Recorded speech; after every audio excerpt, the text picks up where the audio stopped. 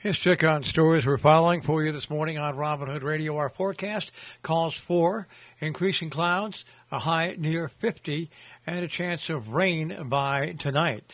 Pat Pagano's forecast comes your way in just a few moments. Stories that we're following for you today on Robin Hood Radio. In a story in the Republican American yesterday, Housatonic students learned smooth balance between taste and health. A taste test at Housatonic Valley Regional High School showing the students that nutritious offerings could be flavorful. Members of two farm-to-table classes in the VOAG department were working to devise the best recipe for a smoothie using such ingredients as fruit, yogurt, granola, and maple syrup. They each created drinks that were served to faculty members. The two with the most votes were then brought before the student body on Friday in a contest to choose the favorite. Strawberry Banana won over Peach Cobbler. In Kent, a committee is categorizing where federal funds can go. The Kent American Rescue Plan Act Needs Assessment Committee has decided on 6 categories that the town's allocation of federal funding should be divided up by. However, the group is still determining how much money should be in each category. The 7-member ARPA committee met on Wednesday of last week, finalizing the categories as aids to individual residents, small businesses, nonprofits, the Kent Volunteer Fire Department, infrastructure, and municipal, which includes Kent Center School. A total of $821,000 has been allocated to the town, but only half has been received. The second half is expected to be in the hands of the town by June. New York will begin enforcing a law on nursing home staffing minimums. Governor Hochul will begin enforcing the 2021 state law that established minimum staffing levels for New York nursing homes, even as some facilities warned it could harm residents due to pandemic-related staffing shortages. Previously, Hochul had similarly cited pandemic-related staffing shortages as she issued executive orders that delayed the enforcement of the law, which was initially set to take effect on January 1st. But last week, Hochul issued an executive order that called for the beginning enforcement of the law.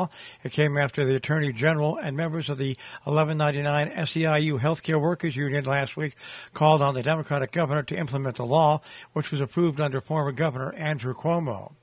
The Housatonic Water Company shows a drop in compounds linked to cancer, but they still exceed the state's safety threshold. Recent tests of the water show the levels of a compound linked to cancer have been falling, but still exceeded the safety threshold set by regulators. Housatonic Water Works Company notified its customers of the new results March 30th in a mailing, as well as posting on its website.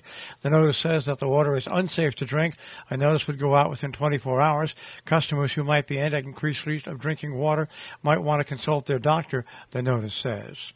New York has renewed their mask-wearing recommendation in 5 counties as COVID in those counties surged 17%.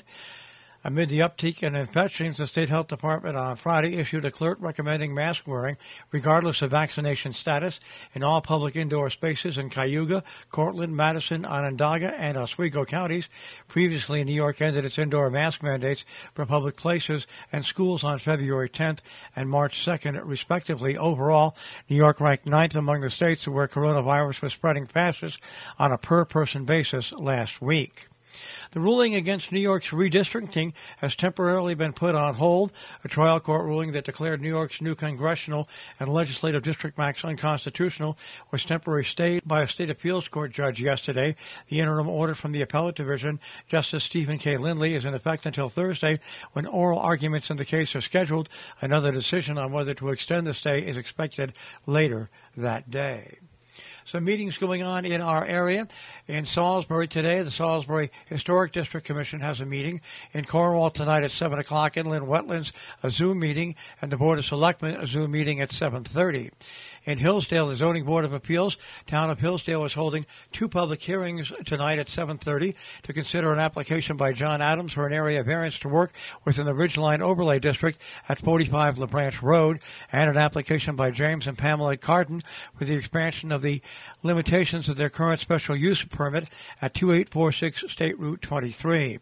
And in Sheffield, Massachusetts, there is a select board meeting at the Town Hall second floor meeting room tonight at 7 p.m. Our business brief is underwritten by Morgan's at the Interlaken, interlakeninn.com, where they have dinner specials 7 days a week. You'll find them on Instagram, Facebook, and at interlakeninn.com. And by Salisbury Bank, salisburybank.com.